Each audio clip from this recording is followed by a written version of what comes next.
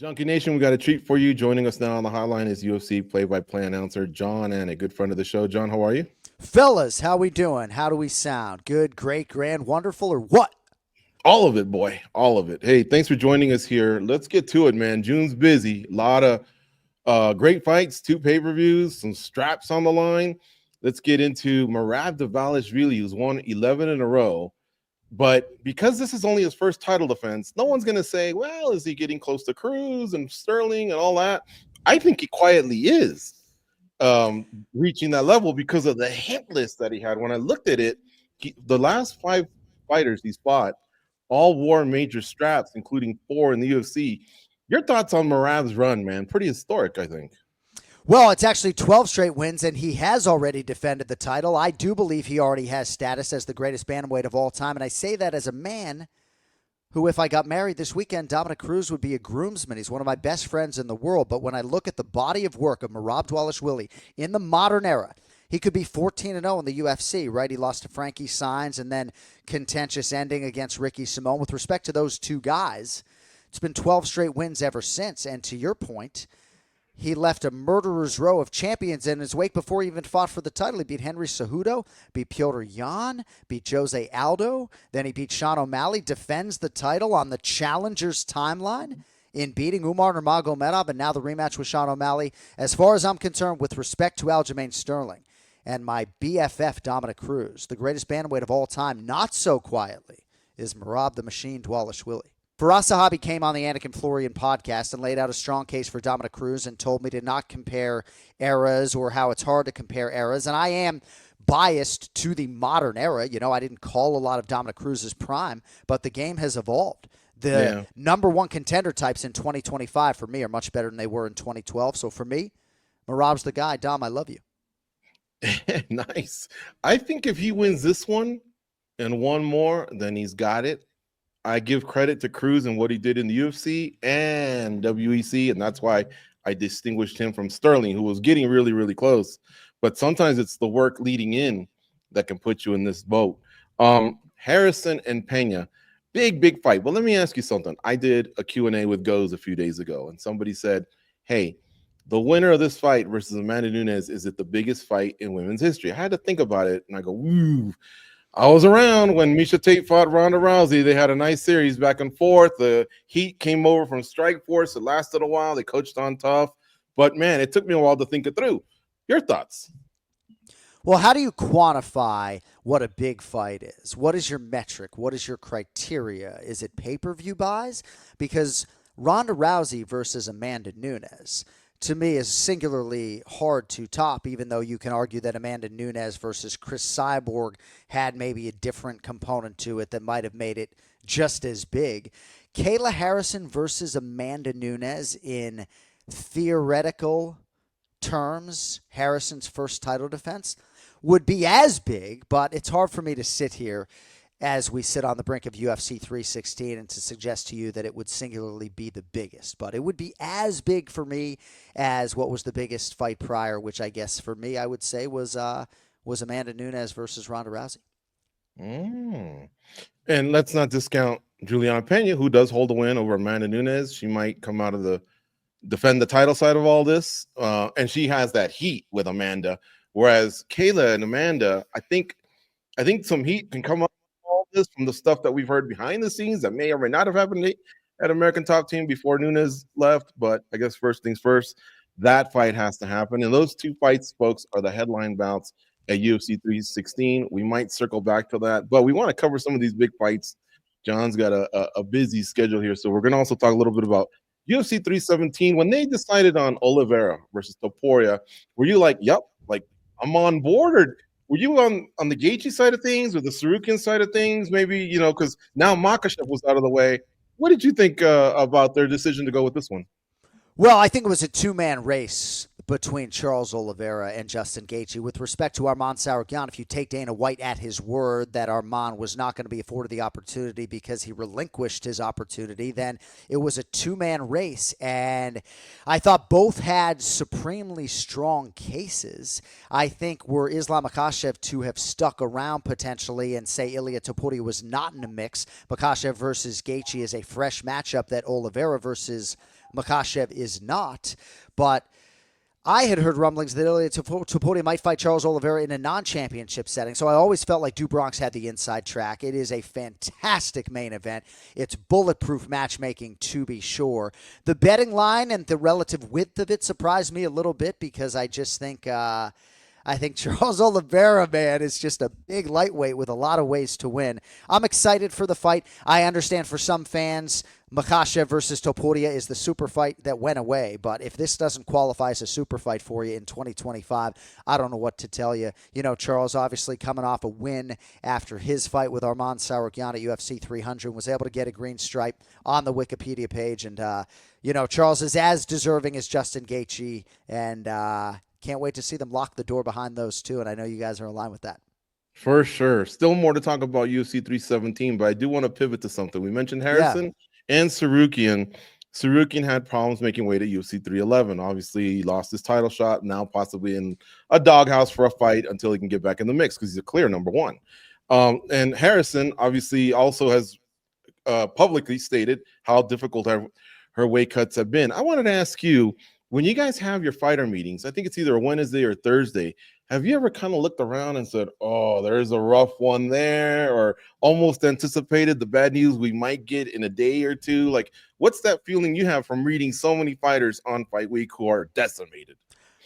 Dozens upon dozens of times, right? Merab Dvalishvili was getting ready to fight, I believe, Henry Cejudo, and Ray Longo was in the fighter meeting. And he shut the fucking thing down because Merab could barely speak. Now, Merab has, in my opinion, a little bit of an antiquated process when it comes to cutting weight. He just completely starves himself. And Aljamain Sterling, interestingly enough, is another guy who has had some rough visuals with us in fighter meetings, but more often than not, these professionals come out the other side and largely are no worse for wear. We don't necessarily know the long-term impact, but it's fascinating to think about a fighter like Kayla Harrison, not just making 135 pounds again and again as she has done, but if she becomes the champion, man, how many times is she going to do that to her body in defense of the title? I just don't know the answer to that question. Merab Dvalishvili is a guy who puts on a ton of weight between weigh-in day and fight night. So it is part of the backdrop to this fight, to be sure. I think anyone, when you're handicapping Juliana Pena versus Kayla Harrison, you kind of got to wait until Friday. If you're looking to load up on the Harrison side, I would think perhaps not. John, I wanted to talk a little bit about some of the new kids on the block. Patchy Mix, right? He's got a big fight here in the UFC. He's fighting Mario Batista, who's no pushover whatsoever. What I wanted to ask you was, what do you think of the scenario of him coming in? Because some people will say, had he had more time, it's more time to prepare, but it's also more time to kind of take in that UFC experience and, how am I going to be in the UFC? What are the things I'm going to say? All that stuff. Coming in short notice, maybe you kind of forget about that and you just focus on the fight, and that might actually help you out. What do you think is about the scenario of him coming in somewhat on short notice? Do you think it'll benefit him more or will it hurt him more? Well, I'm glad you qualified it with somewhat, and you're always bringing the thoughtful questions, but short notice is a relative term. I saw Patchy Mix at a Power Slap event a couple of months ago. This dude is primed, primal, ready, staying ready. You don't know when this UFC call is going to come in. So if you're Patchy Mix and you're trying to put your best foot forward, he's not drinking slushies and dicking around. He's getting ready for his UFC debut, and he knows it's going to come against a top 10 guy. So I don't give him, any sort of pass if this doesn't go swimmingly. Mario Bautista, I think, twice or thrice has been booked against Marlon Cheeto Vera, and his dates have been flying around, which is suboptimal as far as Mario is concerned when he tries to peak. So such are the variables of the fight game. Patchy Mix needs to be ready, and I don't think the lights are going to be too bright. I think he was expectant that this was going to be coming, whether it was UFC 316, 317, 318. I would imagine the thoughtful professional athlete that I know Patchy Mix to be, with Tatiana Suarez right alongside, that he's been preparing for pay-per-view dates and readying his mind, body, and spirit, and I think he'll be ready. On that same topic of new kids on the block, a year from now, who do you think we're going to be talking about more? You got guys like Pitbull's already fought once, Patchy Mix, Aaron Pico, even Rainer de Ritter, right, has come in and made some waves. A year from now, who are we talking about more than that in that group? So it's tough because if I say Reinier de Ridder, he has a fight with Robert Whittaker here in short order. So if I say Reinier de Ridder to you, my man, it's sort of getting predictive in nature, right? It's almost like I'm forecasting that he beats Robert Whittaker. Perhaps not. I am pretty bullish, though, on RDR and really a lot of these athletes. I'm excited to see what the future holds. I mean, styles make fights, but if Aaron Pico ends up fighting and potentially beating Movsar Evloev, could fight for the title in his second UFC appearance, given all he brings to the table. So I guess forced to pluck a name, I would say Pico, who doesn't have a fight on the books because it seems to be the most neutral answer for the play-by-play announcer. I like it. All right, let's go back to UFC 317. It's getting pretty special every time Alexander Pantoja fights. It's violent, beautiful, and he is a beast on the ground, where we used to kind of leave it at that, and now his striking kind of matches the ground game, right? And unlike Topuria, who kind of defended once and moved up with a nice shiny O in the L column, so I'm not bitching too much about that.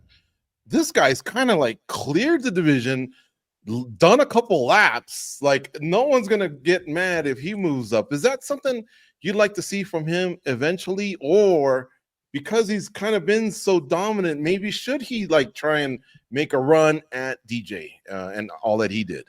It is crazy to think about certain fighters in certain divisions. Demetrius Johnson at 125 pounds and Jon Jones at 205 pounds. Let's say Alex Pereira had beaten Magomed Ankalaev. It doesn't open up a conversation that Alex Pereira is chasing down Jon Jones as potentially one of the greatest light heavyweight of all time. And so I would submit to you guys, what would Alexandre Pantoja have to do to unseat or at least pull alongside Demetrius Johnson as the greatest flyweight of all time? You know, he'd have to be dominant for another 3 years at 125 pounds. He can't really move up to 35 for a super fight with Merab Dvalishvili unless he moves up with finality and bulks his body up to be a bantamweight. So Pantoja's going to stick around at 125 pounds. But to your point off the top, in terms of will and skill and that combination, I think Pantoja might be the best fighter in the sport. He is just undeniable. He has never been finished, and he's had a lot of exhibition bouts on The Ultimate Fighter, a lot of professional fights, obviously. He's impossible to put away. He's got plus skills in every area. He has that doggedness. He has heart. He has a tremendous head coach. He has it all. And in a division that was long dominated by Demetrius Johnson, I'm not sure you could ever go down as the flyweight GOAT no matter what you do. But, you know, certainly for a couple more title defenses, he's going to be in a pretty special category. And, you know, while there are challenges, Kyoji Horiguchi, his teammate, being among them, and Kai Kara-France, of course, Pantoja's the real deal, man. And it's nice to sort of see you put some shine on him because he deserves every ounce of it. I might push back just slightly. I get it. Bulking up would be smart because the machine is a terror matchup for anyone. But something, this kind of almost reminds me of Penn versus St. Pierre and Penn versus Hughes. He didn't really bulk up. He kind of used his speed and just skill, I guess, because he had such great hand-eye coordination. And I wonder if Pantoja would maybe limit how much he would bulk up if he was presented with that situation and just rely on speed and skill and hand-eye. So the only reason I come to you with that is because Pahumpa actually curbed my enthusiasm a little bit. I saw him at a Dirty Boxing Championship event, and I probed Pahumpa about a super fight between Pantoja and Merab, and he was very dismissive of it because of Merab's size. And Merab's a guy who enters the octagon at like 160 pounds on fight night. So you're right, I think, in terms of some of the potential advantages, but I'm just not sure how many times out of 10 the flyweight, so to speak, version of Pantoja beats Merab. That's all. Do you like that now the UFC seems to be telling the fighters, if you want to move up, you let this one go? Kind of like the simultaneous champ era is over. Are you feeling that? Yeah, because I think it does hold up divisions, right? And it causes maybe an unnecessary need for interim championships. I would like in select cases, perhaps Islam Makhachev would have been a guy that was worthy of that opportunity. But, I would imagine he had enough peace to move up to the welterweight division. But yeah, I think only in select cases. I think it really is about looking at the 14 pay-per-views times 2 title fights. In a perfect world, you have 28 championship fights a year minimally, right? That every pay-per-view is a championship doubleheader. Maybe you get a championship tripleheader during International Fight Week and once more during the year. And when you look at the recent history, the UFC's heavyweight division, the undisputed title, hasn't been on the line 3 times a year at all. So, yeah, we need title fights to go around, and ideally they aren't interim title fights. So largely I agree with the way the promotion is proceeding. But Islam's a special case.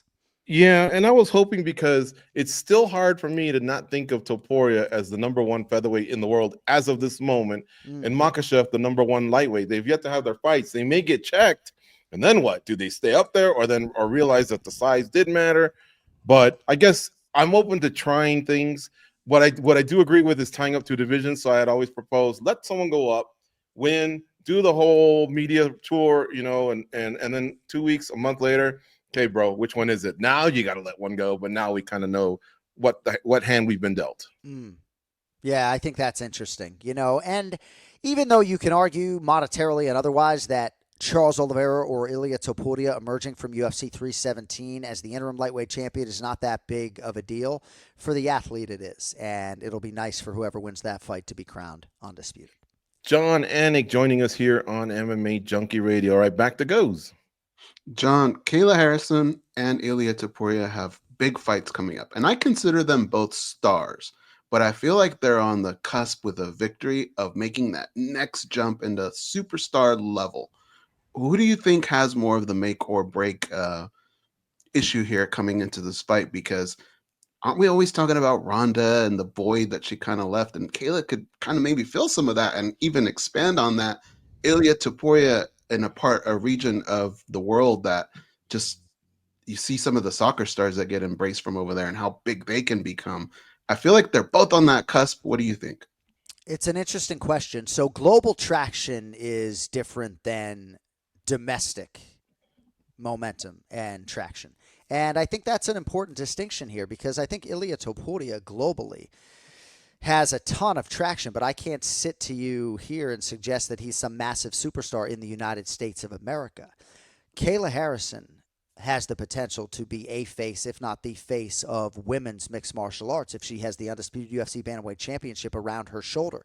And not once but twice she struck Olympic gold representing the stars and stripes of the United States of America. And, this isn't an American talking about how big and powerful the U.S. is, but relative long-term overall to mixed martial arts success, there's been a lot of it in the United States, and there aren't a lot of American champions right now. So I think the potential for Kayla Harrison would be vast, not just internationally, but particularly domestically, to really gain some steam and, just be trotted around on every single big show here in the U.S. And her story, too, is unbelievable. The adopted children, for her family. I'd love to see, Kayla Harrison's story really get told on a huge scale, especially in the U.S. So we'll see.